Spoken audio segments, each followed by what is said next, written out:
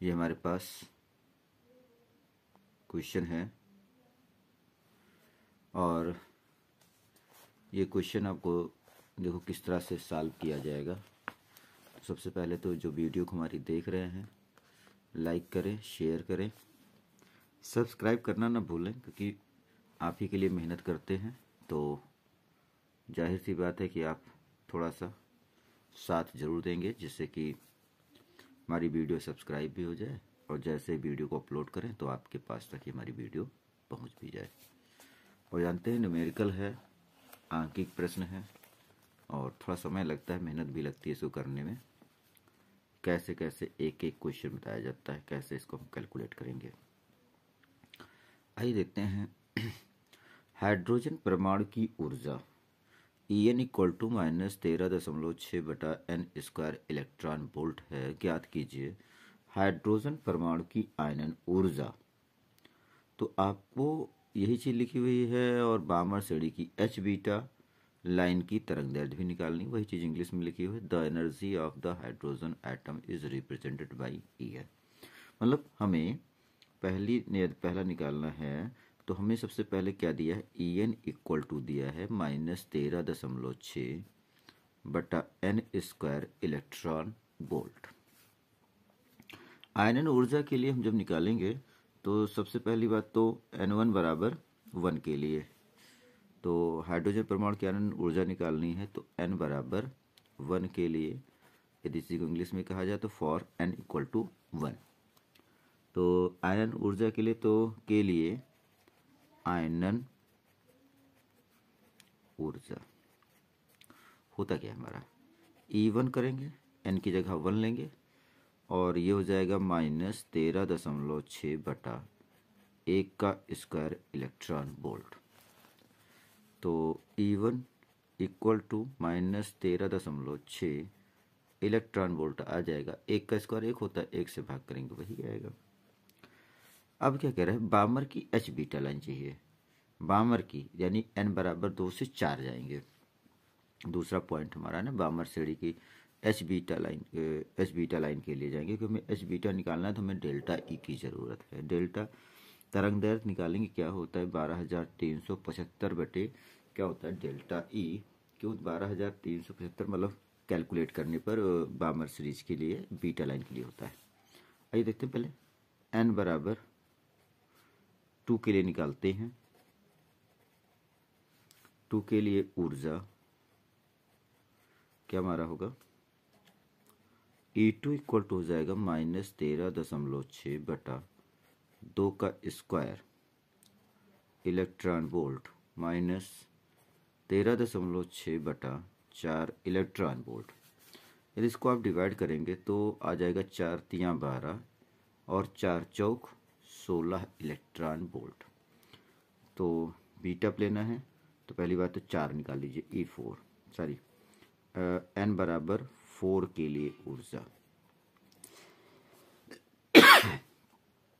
लिए ऊर्जा निकालेंगे तो आपका होगा E4 इक्वल टू -13.6/4 का whole square electron volt -13.6/16 electron volt. तो आ जाएगा माइनस, यदि इसको आप काटेंगे तो 16 से इसको डिवाइड करेंगे तो 16 × 144 होता है ना, 4 चौक 16, तो 16 × 128 होता है। 0.85 इलेक्ट्रॉन वोल्ट इतना आएगा आपका, यदि इसको 16 से डिवाइड करेंगे तो। अब हमें क्या चाहिए, सबसे पहली बात तो हमें एच बीटा लाइन की तरंगदैर्ध्य निकालनी है, तो सबसे पहले हमें उत्सर्जित ऊर्जा चाहिए।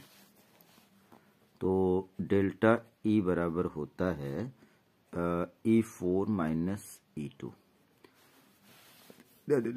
जो N बराबर 2 से N4 है, उच्चतम ऊर्जा से निम्नतम ऊर्जा स्तर वाले से माइनस कर देंगे इसको। तो E4 की वैल्यू है -0.85 इलेक्ट्रॉन वोल्ट माइनस 13, ये कितना है भाई, E2 का मान आया है हमारे पास में -3.4 इलेक्ट्रॉन वोल्ट। तो गया -0.85 इलेक्ट्रॉन वोल्ट। ये माइनस क्या हो जाएगा, प्लस हो जाएगा 3.4 इलेक्ट्रॉन वोल्ट। अब 3.4 इलेक्ट्रॉन वोल्ट से 0.85 इलेक्ट्रॉन वोल्ट माइनस करोगे, ये प्लस में माइनस में, तो प्लस वाला बड़ा है माइनस वाला छोटा है, तो जब इसको आप माइनस करेंगे तो ये आ जाएगा 2.55 इलेक्ट्रॉन वोल्ट आएगा। अब हमें क्या कह रहा था कि बामर श्रेणी की एच बीटा लाइन की तरंगदैर्घ्य अर्थात wave length of H beta line of बामर series. तो यहां पर हम क्या निकाल लें, बामर लाइन की तरंगदैर्घ्य, सॉरी बामर लाइन कह रहे हैं एच बीटा, हाँ ठीक, एच बीटा लाइन की तरंगदैर्घ्य बराबर सूत्र होता है लैम्बडा बराबर होता है 12,375 बटे डेल्टा ई। तो यहां पर हम डेल्टा ई का मान रख दें 12,375 बटे क्या रखेंगे 2.55 इलेक्ट्रॉन वोल्ट।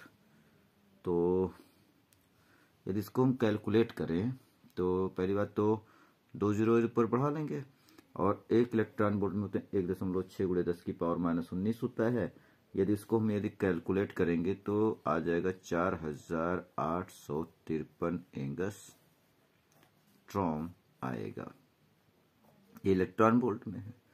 और ये लैम्बडा हमें किस में चाहिए, एंगस्ट्रॉम में चाहिए। तो एंगस्ट्रॉम के लिए क्या करेंगे 2 जीरो पर बढ़ा देंगे पॉइंट हटा करके, तो ये जो हो जाएगा 2 जीरो बढ़ाएंगे 1,23,707 है नहीं 12,37,500 हो जाएगा, और 255 से भाग करेंगे तो आपका एंगस्ट्रॉम में कन्वर्ट होके आ जाएगा, ठीक है ना। तो ये क्वेश्चन आपका है। अब दूसरा कह रहा है बोर मॉडल की सहायता से सिद्ध कीजिए। तो बोर मॉडल की सहायता से ना, तो क्या है with the help of Bohr model. तो अकॉर्डिंग टू बोर मॉडल्स, यहां लिखेंगे क्या भैया, बोर मॉडल के अनुसार सिद्ध कीजिए किसी परमाणु के भीतर किसी स्थायी कक्षा की परिधि उस कक्षा के संगत इलेक्ट्रॉन के दे ब्रॉगली तरंगदैर्घ्य की पूर्ण गुणज होती है।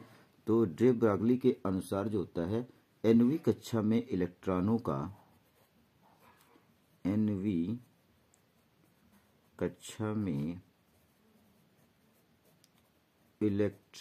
का कोणीय संवेग मतलब एंगुलर मोमेंटम, ठीक है ना। तो यहां लिखा भी है, इसमें क्वेश्चन भी देख लें, prove that the within an atom the circumference of a stable orbit is an integer multiple of the de Broglie wavelength of the electronic corresponding to the orbit. अब यहां पर आपको पता है कि P इक्वल टू होता क्या है, P कर ले या J कर ले, तो कोणीय संवेग है ना, तो J इक्वल टू होता है NH/2π, जहां पर पता है J बराबर होता है MVR होता है। तो यहां पर हम वैल्यू रख दें तो MVR इक्वल टू हो जाएगा NH/2π। तो सबसे पहले तो हम यहां पर दिखाएं क्या कि NH/2π, तो हमें यहाँ पर सबसे पहले तो 2π को इधर कर दें तो ये हो जाएगा 2πr, ये 2πr, तो ये हो जाएगा NH/mv, क्या होगा NH/mv हो जाएगा। तो जहां पर आपको ये भी पता है, जहां पर पता है लैम्बडा इक्वल टू होता H/P, PH इक्वल टू तो लैम्बडा होता है H/P यानी कि mv होता है, ठीक है ना। तो यहाँ पर 2πr को कहते हैं सरकमफरेंस यानी कि परिधि, जो ये कह रहा था कक्षा की परिधि यानी कि सरकमफरेंस। तो ये तो हो गया 2πr equal to n into h upon m v. तो h upon m v equal to क्या, लैम्बडा। तो भाई आ गया 2πr equal to n lambda. और यही कह रहा था आपको प्रूफ करना है कि जो कक्षा की जो परिध होती है वो दे ब्रॉगली तरंग दैर्ध्य के पूर्ण गुणज होती है। इलेक्ट्रॉन के दे ब्रॉगली तरंग दैर्ध्य की क्या होती है, पूर्ण गुणज होती है। तो इस तरह से ये प्रश्न सॉल्व होगा।